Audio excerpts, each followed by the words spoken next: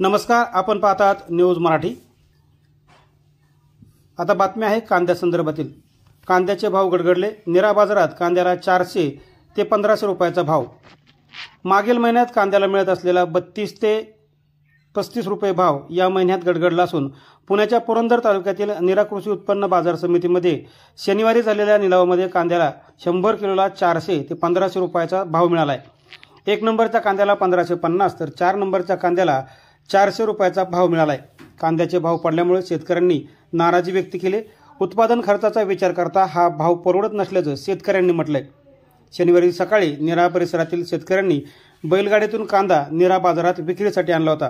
मात्र दुपारी निलाव झाले त्यावेळेस शेतकऱ्यांना पडलेल्या भावाचा सामना करावा लागलाय। कांद्याचा भाव पडल्यामुळे शेतकऱ्याच्या डोळ्यातून पाणी आल्याचं पाहायला मिळाले, तर व्यापारी आणि शेतकऱ्यांमध्ये देखील यामुळे वाद झालेत। काय दर जाऊन येत उंच बाजारपेठेत दर असतात त्यावेळेला असू दे ना। बरं आता मंदी मजुरीचा विचार नाही आम्ही करत, मागच्या बाजारपेठेचा विचार असतो आमचा। मजुरीचा पाठी विषय नाही काय, आज सगळीकडे मार्केट डाऊन आहे। तुम्ही 2 ठिकाणी 4 ठिकाणी चौकशी करा, नसेल तर तुमच्याकडे रहित करायचं परमिशन आहे का तुम्हाला? तुम्ही तुमच्या कांद्याची मालक आहे। शेतकऱ्याला परवडतंय का? त्याचा विषय नाहीये। आज जे बाजार भाव आहे त्या बाजारानुसार मी बाजार काढले।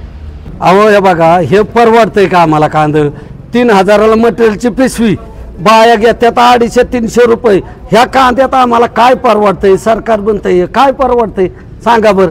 आत्महत्या करायची बाजू आहे आमच्याकडे शेतकऱ्याकडे।